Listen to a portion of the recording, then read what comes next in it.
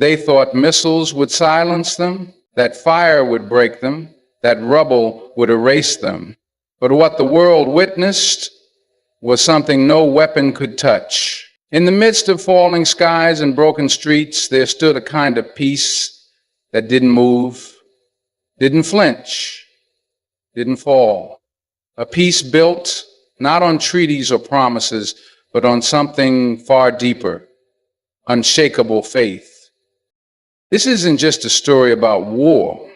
It's about what survives after. It's about the strength that rises in silence, the hearts that still beat with hope, the souls that whisper prayer while the world screams chaos. Because today, the world needs more than headlines. It needs truth, it needs clarity, it needs this message.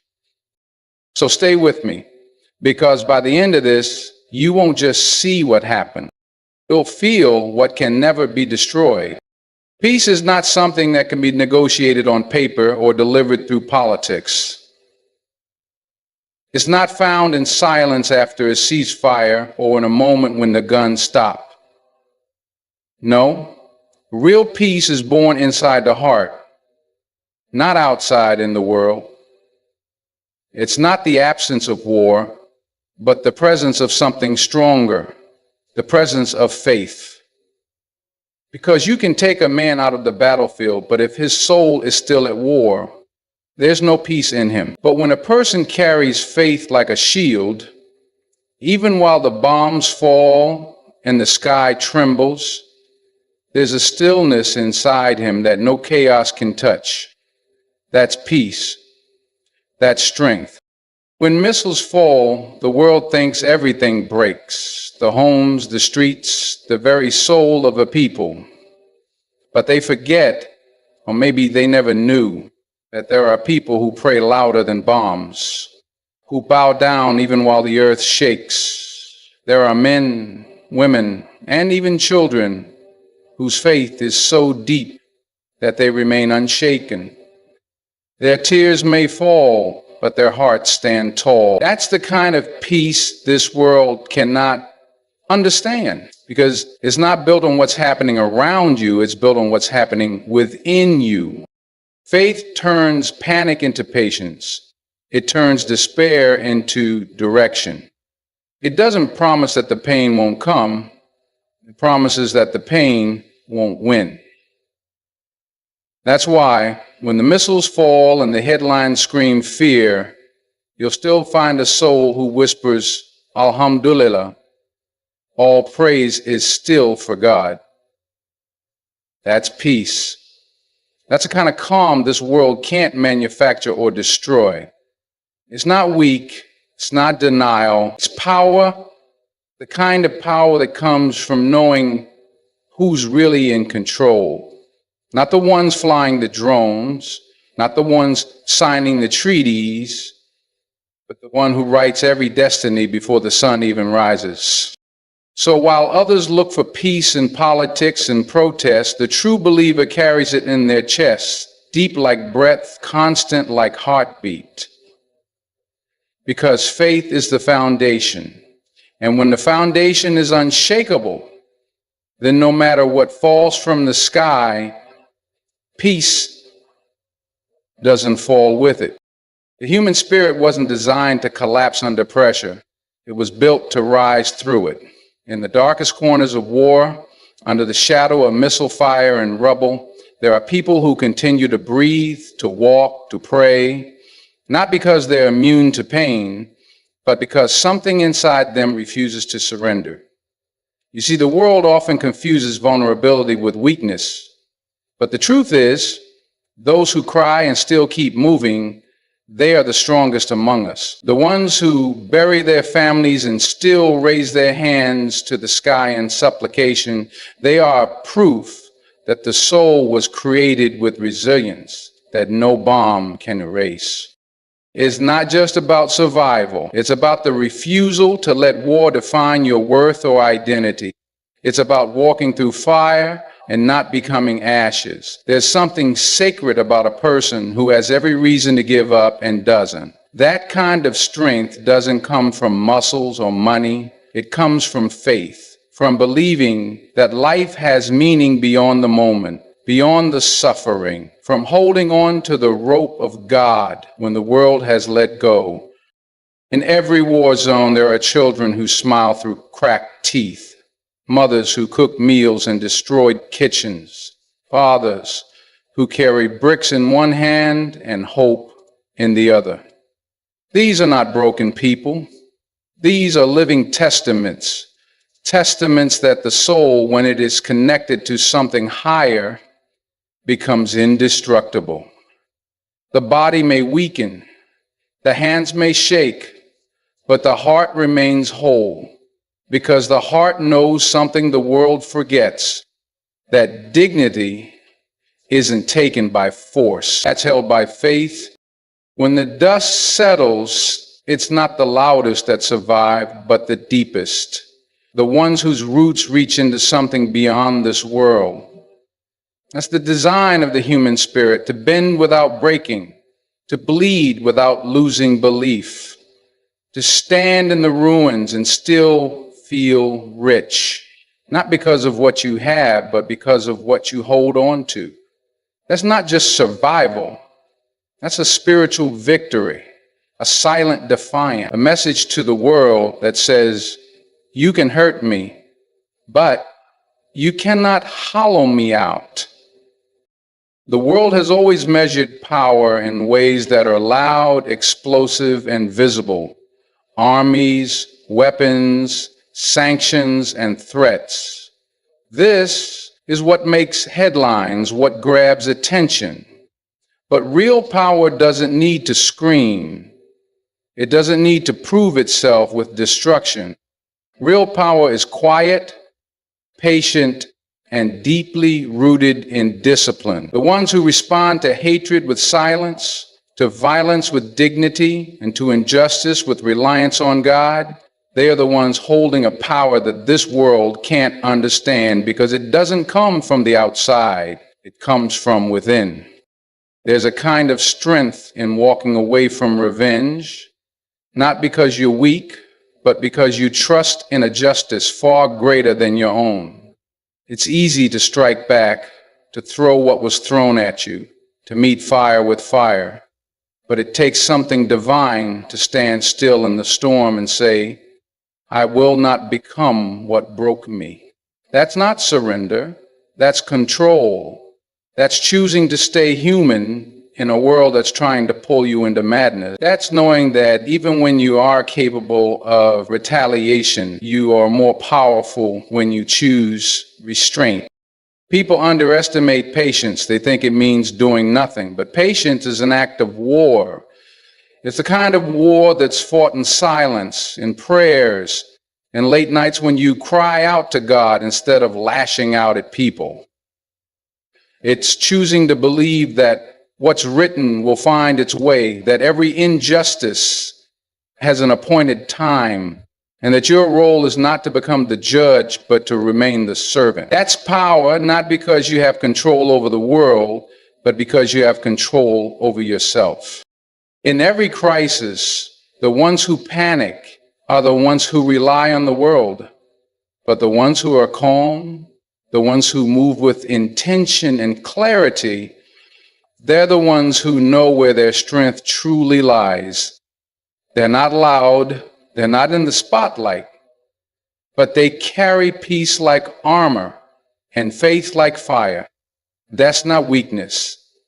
That's a force more powerful than missiles, because it can't be intercepted and it can't be destroyed. And when the dust settles, those are the people still standing. Missiles are designed to hit targets, buildings, vehicles, infrastructure. But what they always miss is the human heart that's grounded in belief. They can destroy walls, level cities, shake the earth, but they can't touch the soul of someone who puts their trust in something greater than this world. The fire may reach their homes, but it doesn't reach their conviction. That kind of strength doesn't come from weapons or politics. It comes from faith that lives deeper than fear, deeper than pain, deeper than any physical threat. could ever go. And that's why the world can't understand the resilience of those who bow their heads in prayer even as the sky is falling, because they've built their safety not in shelters of steel, but in the remembrance of their Lord. When people walk through the ruins of their lives and still say Alhamdulillah, the world doesn't know how to process that. They can't comprehend that someone who's lost everything still feels like they have enough. But that's because they're measuring loss in material terms.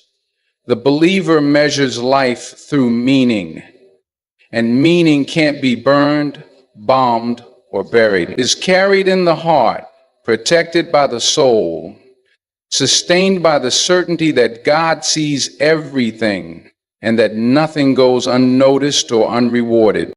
The heart that is filled with belief doesn't break the same way others do. It may feel the sorrow, but it doesn't collapse under it. It may carry grief, but it still beats with hope, because that heart knows that victory isn't always seen in this life. Sometimes victory is surviving with your faith intact. Sometimes it's not what you do with your hands, but what you hold on to in your heart. That's a type of strength that doesn't make noise, but shakes the heavens. And in the face of overwhelming force, the believer remains calm, not because they don't feel the fear, but because they've trained their hearts to trust beyond what they can see. That's why when missiles fall, believers rise.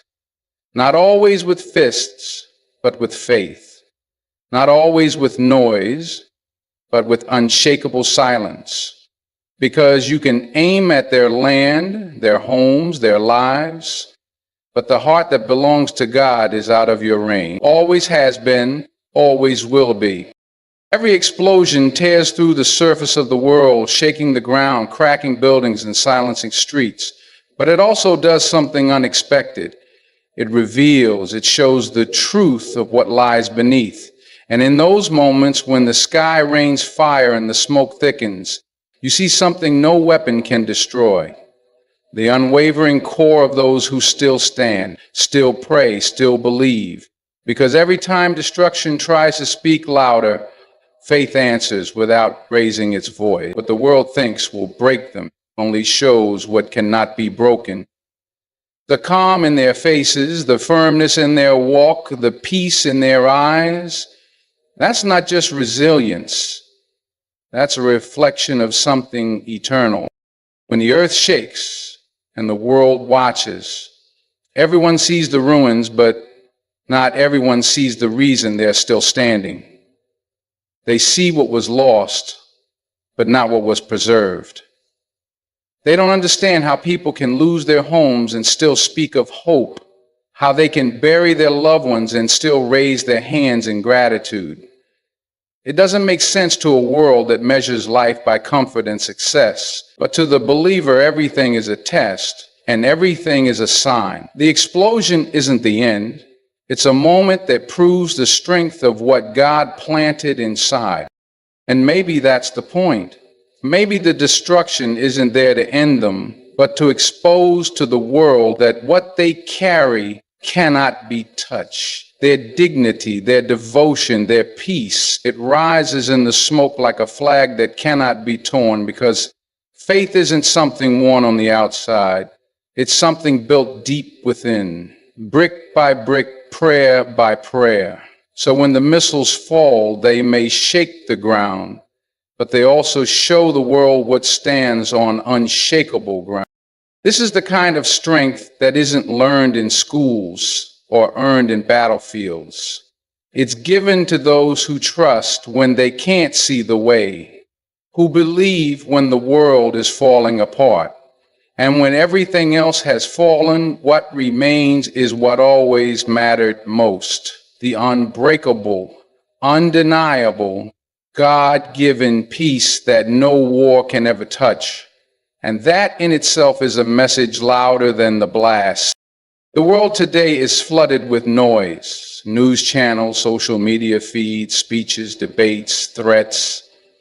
Everyone's talking, everyone's shouting, and yet the truth gets quieter by the day. But in the middle of all this noise, there's a message that's not being broadcast, not being amplified. It's not coming from presidents or politicians, not from boardrooms or battlefields. It's coming from the lips of those who sit in the rubble and whisper, Ya Allah. It's the message carried in patience, in tears that fall without complaint, in prayers offered while the world is burning. That message is powerful, but the world doesn't know how to receive it. Because it doesn't sound like power, it doesn't look like victory, but it's exactly what this world needs right now. People are searching for peace in headlines and hope in politics, but the real revolution is taking place in the hearts of those who endure, the ones who have every reason to hate, to curse, to retaliate, and yet they choose to wait on God. That's not weakness, that's clarity. They've understood something most people have forgotten, that justice is not always immediate, but it is always certain. That peace isn't the result of negotiation, but the reward of submission. And while the world keeps spinning in confusion, the believers stand still and trust. You see them, the mothers in war zones wrapping their children with love instead of bitterness, the fathers walking through debris with a Quran in their hand, the elders who say, Inna lillahi wa inna ilaihi raji'un, with full belief. They are broadcasting a truth more powerful than any media outlet. They are saying, you can't take what we didn't place our faith in, our homes, our cities, our comfort. They were never the source of our peace. Allah was, and still is. This is the message the world needs, not just for those in conflict zones, but for every soul lost in noise, addicted to chaos, disconnected from purpose. It's a call back to what matters. It's not flashy, it's not trending, but it's eternal. Because when this world fades, when all the headlines are forgotten, the ones who walked with patience and spoke with prayer will be remembered by the one who matters most. The missiles may fall, cities may crumble, headlines may scream war and despair, but peace, real peace, doesn't fall with the dust. It lives in the hearts of those who refuse to let pain define them. It survives in the souls of those who bow their heads when the world expects them to break. And while the world keeps measuring strength and destruction, we witness it in the quiet strength of patience, in the power of prayer, in the grace of those who still believe. This is the message the world needs, not just to witness, but to embrace. Because true victory is not found in conquest, but in conviction, not in noise, but in faith. And when everything else collapses, those who held on to peace, they're the ones who will rise. Good luck and thank you message. Thank you for watching this message with your heart open. May it inspire you to stand taller in your trials, to seek peace in your storm, and to carry the light of patience wherever darkness tries to creep in. May your strength always come from within, and may your peace be the kind that nothing in this world can touch. Stay strong, stay grounded, and never forget. Real power is silent, steady, and sacred. Good luck on your journey, and may it always lead you closer to truth.